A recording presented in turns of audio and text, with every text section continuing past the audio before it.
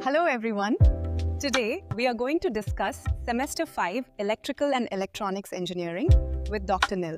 This subject is the backbone of electrical and electronics engineering and helps students connect theory with real-world electronics. That was a fascinating insight, Dr. Nil. Yeah. We'll continue exploring these key ideas in our next episode on practical circuit analysis.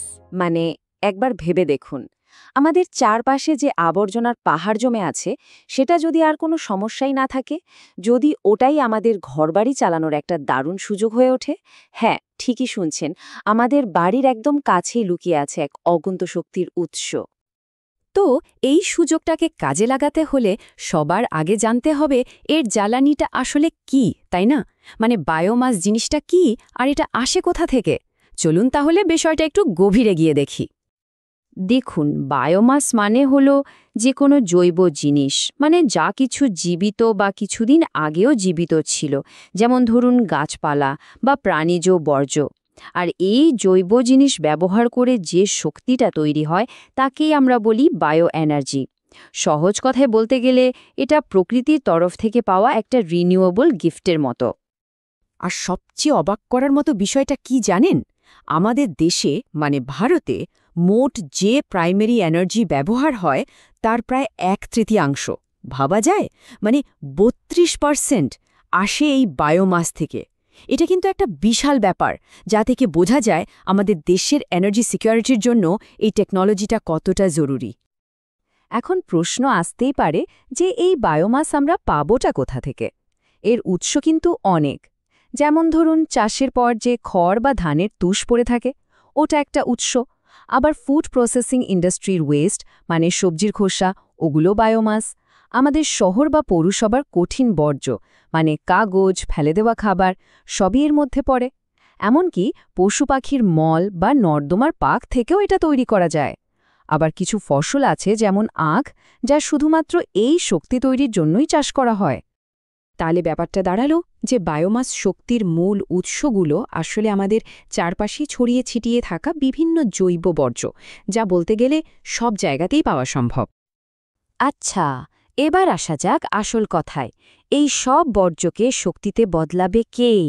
এর জন্য যে যন্ত্রটা আছে সেটাকে আপনারা একটা বিশাল যান্ত্রিক পেটের সাথে তুলনা করতে পারেন। একদম ঠিক, এই বায়োগ্যাস প্ল্যান্ট ঠিক আমাদের পেটের মতোই কাজ করে, মানে বর্জ্য হজম করে শক্তি তৈরি করে। কি দারুণ ব্যাপার, তাই না? এই যে যান্ত্রিক পেটের কথা বললাম, এর ভেতরে যে প্রসেসটা চলে তার একটা সায়েন্টিফিক নাম আছে, অ্যানারোবিক ফার্মেন্টেশন। নামটা একটু কঠিন শোনালেও ব্যাপারটা সোজা। এখানে কোনো রকম অক্সিজেন ছাড়াই লক্ষ লক্ষ ছোট ছোট জীবাণু ওরাই জৈব পদার্থগুলোকে ভাঙতে শুরু করে, আর তার ফলেই তৈরি হয় বায়োগ্যাস। এটাই হলো সেই আসল হজম প্রক্রিয়া। তো এই হজম প্রক্রিয়াটা মোটামুটি 4টে ধাপে হয়।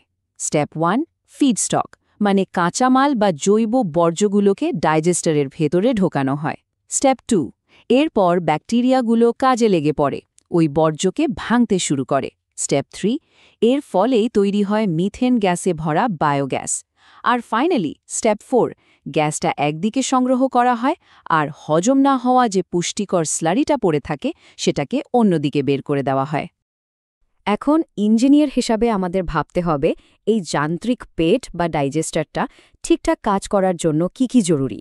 প্রথমত, এটা হতে হবে একদম এয়ারটাইট, কারণ আমরা তো আগেই জেনেছি জীবাণুগুলো অক্সিজেন ছাড়াই কাজ করে। দ্বিতীয়ত, ভেতরের টেম্পারেচার আর পিএইচ লেভেল একদম সঠিক রাখতে হবে, না হলে ব্যাকটেরিয়াগুলো ঠিকমতো কাজ করবে না। আর সব শেষে কাঁচামালের কার্বন আর নাইট্রোজেনের অনুপাত, মানে ওই ব্যাকটেরিয়াগুলোর খাবার যেন ঠিকঠাক থাকে, না হলে কিন্তু গ্যাস প্রোডাকশন কমে যাবে। শুধু ডাইজেস্টারের ডিজাইন করলেই হবে না, কিন্তু ওটা কোথায় বসানো হবে সেটাও খুব জরুরি। যেমন প্ল্যান্টটা বর্জ্যের উৎসের কাছে হতে হবে, যাতে ট্রান্সপোর্ট খরচ বাঁচে। যথেষ্ট সূর্যের আলো যেন পায় সেটাও দেখতে হবে। আর অবশ্যই পানীয় জলের কুয়ো বা অন্য উৎস থেকে দূরে রাখতে হবে। আর হ্যাঁ, জমিটা সমতল হলে ভালো, যাতে স্লারি রাখার জন্য যথেষ্ট জায়গা পাওয়া যায়। তাহলে এক কথায় বলতে গেলে বায়োগ্যাস প্ল্যান্টের মূল কাজটা কি দাঁড়ালো?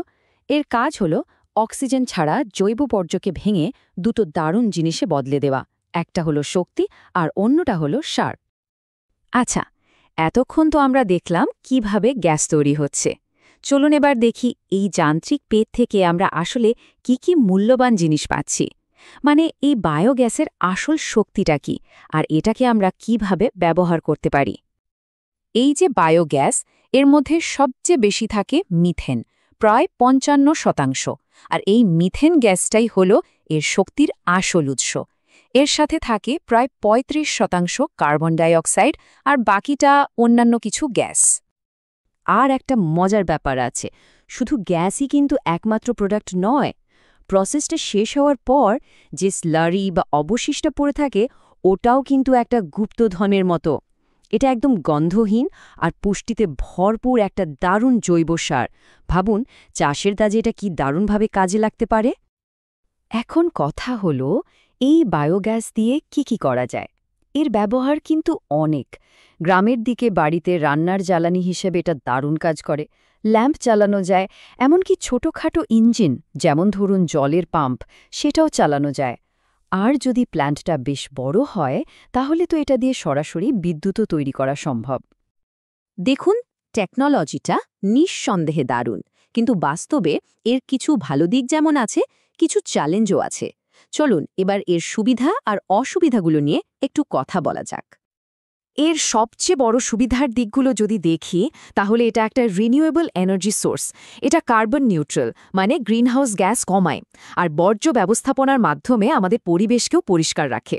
তার উপর বোনাস হিসেবে পাওয়া যায় দারুণ একটা সার। অন্যদিকে অসুবিধাগুলো দেখতে হবে, যেমন কাঁচামালের যোগান সবসময় একরকম নাও থাকতে পারে। পুরো প্রসেসটা টেম্পারেচারের উপর খুব নির্ভরশীল। আর হ্যাঁ, এর রক্ষণাবেক্ষণের দিকেও খেয়াল রাখতে হয়। আর শুরুতে ইনভেস্টমেন্টটাও একটু বেশি। তাহলে যদি একটা বড় সুবিধার কথা বলতে হয়, সেটা কি হবে? নিঃসন্দেহে এটাই যে এটা একই সাথে পরিবেশকে দূষণমুক্ত করে এবং আমাদের হাতে দুটো মূল্যবান জিনিস তুলে দেয়, শক্তি আর সার।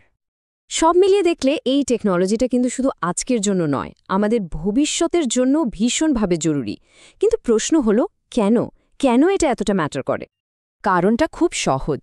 বায়োমাস শুধু আবর্জনা ম্যানেজ করার একটা উপায় নয়, এটা একটা টেকসই বা সাস্টেনেবল ভবিষ্যতের চাবিকাঠি। আমাদের এনার্জি সিকিউরিটির জন্য এটা একটা নতুন পথ খুলে দেয়। আর যারা ভবিষ্যতের ইঞ্জিনিয়ার, তাদের জন্য বায়োমাস এনার্জি একটা বিশাল সুযোগ।